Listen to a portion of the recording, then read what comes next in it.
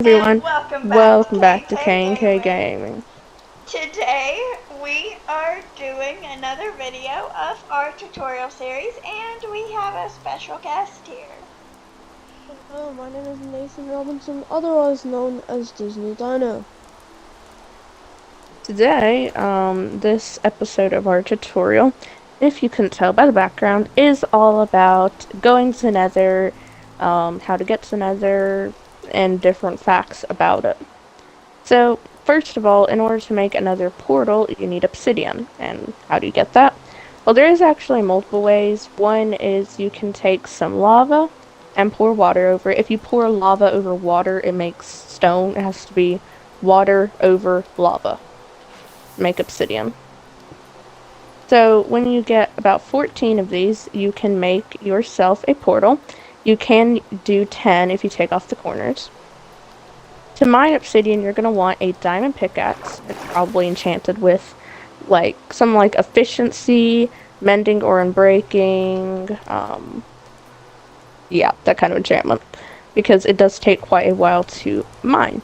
Another way you can find obsidian is if you find a ruined nether portal in the overworld, there is obsidian there too. And I think some ruins, other places, I don't know, can also have obsidian. So over here is your ordinary nether portal shape. This one takes 14 blocks to make it, but if you break off the corners, it only takes 10. So you also want a flint and steel in order to light one. But just so you know, you don't necessarily have to make another portal in this shape. You can also make them pretty big. Like you see this nice ring of obsidian here? That's another portal. Why do I hear a dying piglin? It What is came through the going nether on? portal and it went through the back. This is Okay, the right anyway. size for a gold farm. Anyway, into the nether we go.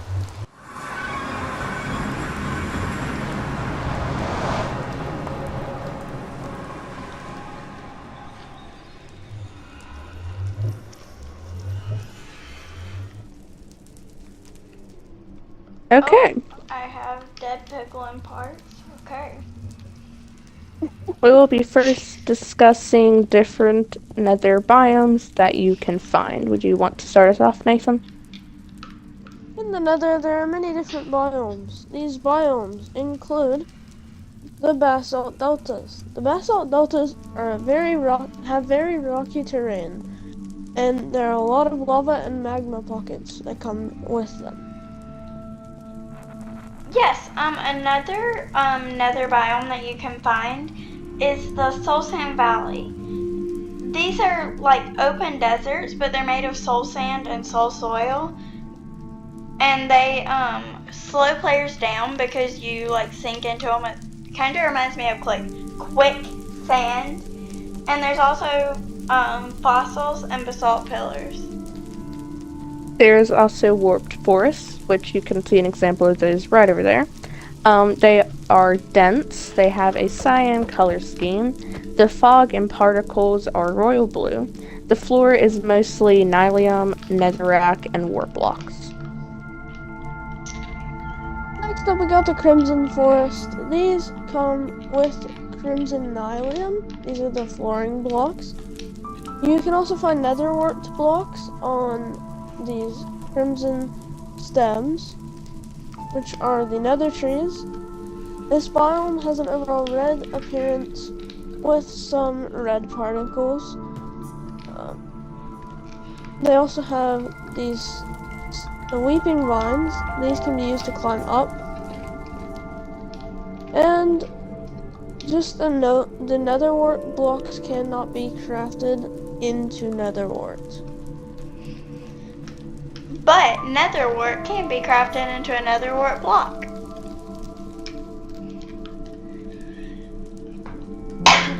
Alright, so the next biome is the nether waste biome. The nether wastes are dark red, kind of like the crimson forest. But after that, they aren't really similar at all. They're barren places, and the area where technically in the overworld would be water is all lava. So there's like oceans and seas of lava. And there's like blobs of glowstone. And typically striders live in the lava pools. Endermen, magma cubes, zombified piglins, and ghasts are around this area. Next up, we have one of 3 structures that you can find in the Nether. They are the Bastion Remnants. They are large castle-like generated structures. They can spawn in all biomes except basalt deltas. They are full of piglins and treasure such as gold, gold armor, weapons, lanterns. They have that kind of stuff in them. Yeah, and then you have the Nether Fortress, which there's actually one right down here. So a Nether Fortress is a large structure that can only be found in the Nether. It consists of a lot of bridges and corridors and passageways. Nether fortresses are the only place where wither skeletons and blazes will spawn, and they carry they have the blazes, which can allow you to make potions because blazes drop blaze rods to get you blaze powder. Blaze powder can also be used to craft Eyes of Ender, which can get you into the end to beat the Ender Dragon. Also, bonus information, back before the Nether update a while ago, it used to just be pretty much Nether, like, wastes and Nether fortresses. That's pretty much all the Nether was. It was a very sad place. And then they added the update, and that's where all these extra biomes have come from. But anyway, the last structure that you can find in the Nether are ruined Nether portals, which is the only structure that you can find both in the overworld and in the Nether. They generate in the Nether and the overworld, like I just said. They have chests with loot, such as like gold. There's usually bits of armor, sometimes enchanted golden apples, or maybe just golden apples. I can't remember. They spawn with lava, obsidian, magma blocks, and crying obsidian. Yeah, and then we have some mobs that you find. And as I'm sure you've seen as we've been kind of flying around the area, there's a lot of mobs you can actually find in the Nether. So we're going to touch on most of those. So the first one is the Blaze, which it drops blaze powder and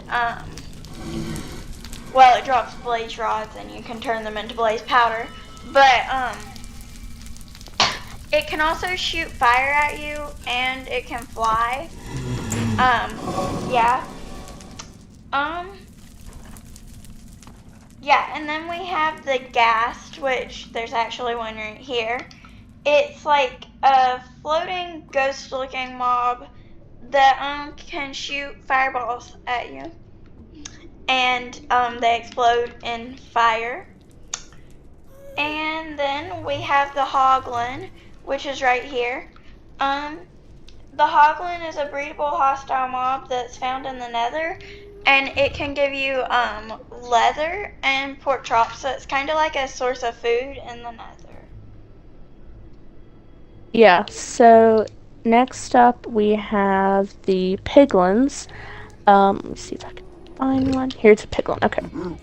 So that's what piglins look like. They are a neutral mob found in the Nether. It is hostile to players unless they wear at least one piece of gold armor. It can be given gold ingots to barter for various items. It usually, for weapons, it either has a crossbow or a golden sword, and uses either melee or ranged attacks, respectively. Baby piglins, bonus tip here, baby piglins do not grow up, never hold weapons or attack, and take gold without giving anything in return. I forgot to mention the magma cube. It's a mob found in the Nether, and it's similar to slimes, but it's fireproof, jumps higher, and attacks people.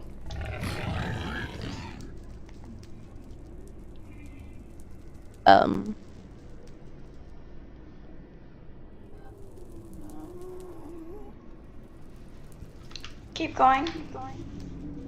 Okay. So a piglin brute is a hostile mob and is a hostile and stronger variant of piglins that appears in all types of bastion remnants. Unlike piglins, they do not barter, retreat, or be diverted by gold. They always charge as a player on site with their golden axes. Let's see. So another mob is the skeleton. They spawn in both the overworld and in the Nether. They are a undead hostile mob that performs ranged attacks with a bow. And lastly, one of the best Nether mobs out there is the Strider. They are passive mobs native to the Nether. They can walk or stride on lava. They can be saddled similarly to a pig. If you get a warped fungus and put it on a stick, it controls the Strider just like a pig. Yeah, they are passive, like I said, so they don't attack you. Yeah, and then, Nathan, before he had to leave, he had the wither skeleton. So basically, the wither skeleton drops wither skulls, which can actually be used with soul sand to make the wither. And they are not passive, and when they hit you, I believe they give you decay, right? Wither. No, they give you withering. Yes. Another mob is a Zoglin. It is a undead hostile mob created when a Hoglin enters the overworld, so they will gradually turn into a Zoglin. Or the end, it says overworld or the end. They don't retreat or flee, and they attack players and almost all non-Zoglin mobs immediately, using the same tusk attack as its non-zombified counterpart.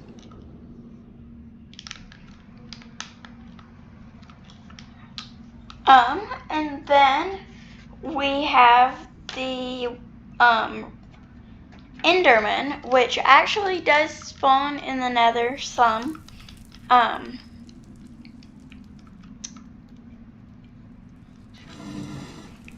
Yeah, they spawn in like soul sand valleys and other places like that.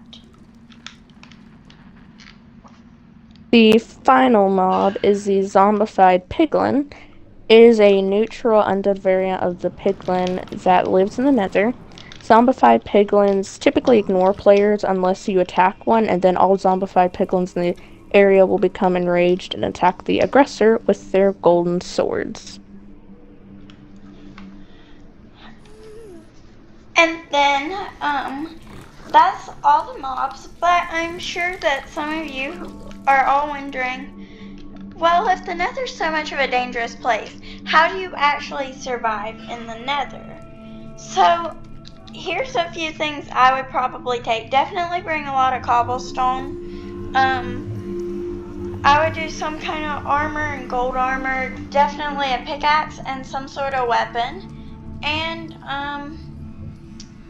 cobblestone is a good block to bring because it's resistant to gassed fireballs. So gas can't explode it. And, yeah. And then, a good source of food. You can breed hoglins, so a good source of food is hoglins because, well, they technically just spawn anyway. So a good source of food is hoglins. And as long as you have like some sort of gold armor on, the piglins, like the regular piglins, will be passive to you as well unless you attack them, I believe. So don't attack zombie piglins, and when you're wearing gold, don't attack regular piglins.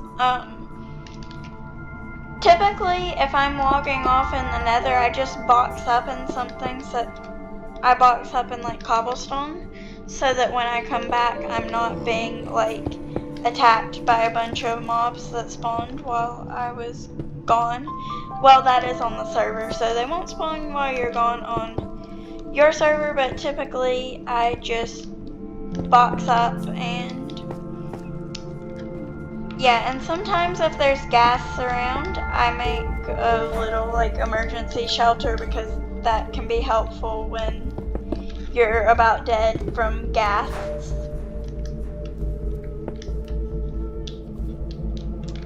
And yeah, just be careful. Bring the proper tools and yeah. So, if you're feeling a little bit aggressive, you might want to attack some nether mobs, and I'm not really going to go in survival here because I don't exactly have the supplies to do that at the moment. There's like armor and stuff in here. It's fine. So if you happen to find yourself a nasty little ghast, which this one is ducks, that's rather convenient. If they see you, they are pretty noisy, so they're not gonna sneak around at you. They do shoot fireballs at you. If you time your hit right, you can hit the fire charge back at them, and after doing this a few times, the gas will obviously eventually die and drop a gas tier, which is used for, I believe, potions of regeneration. You can also just use a bow and arrow and take out a ghast before it sees you. For larger crowds of mobs, so like say you found some piglins, again, wear gold armor and all of that, but if it's passive, I wouldn't attack it unless you have to, because that's not exactly smart. But if you do come to the nether, if you can craft them, I was thinking we might do a video on potion brewing. So if you can, bring some fire protection potions so that you don't die in lava or the fire that's all over the place. You can also bring armor and enchant it with like blast protection or something. But I would recommend... I did not time that hit at all. That's why I didn't want to do that, because I figured I wouldn't be able to hit it. But yeah, you can enchant some armor to take with you. I would suggest at least iron or better before you come to the nether, because that was a scary place. But that's pretty much all the fighting tips I can think of that you guys would really need. But yeah, just basically don't pick a fight unless you have to, and then if you do, make sure you have cobblestone or something to box up in, depending on what you're trying to fight.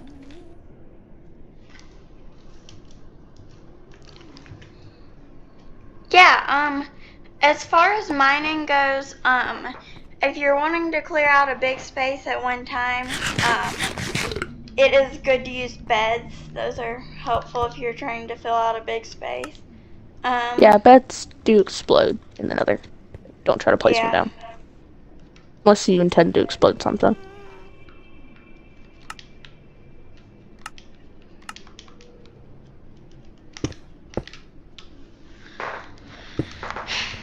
Yeah, so just be careful with what you do, and yeah. I think that's pretty much all we have for you guys, so, Yeah, so thank you guys for watching. I really hope you enjoyed it. Don't forget to like and subscribe and hit that notification bell so that you don't miss out on any of our future videos.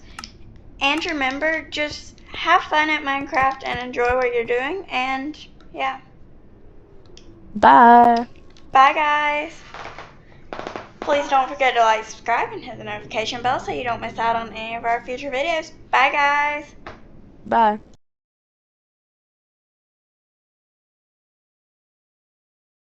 To your building site, which this is a nether portal. So you'll want this kind of shape, 2 blocks wide and about 3 blocks tall. Again, you can take off the corners to reduce the amount of obsidian you need. And that only needs 10 obsidian to make. Can I make a comment real quick? Sure.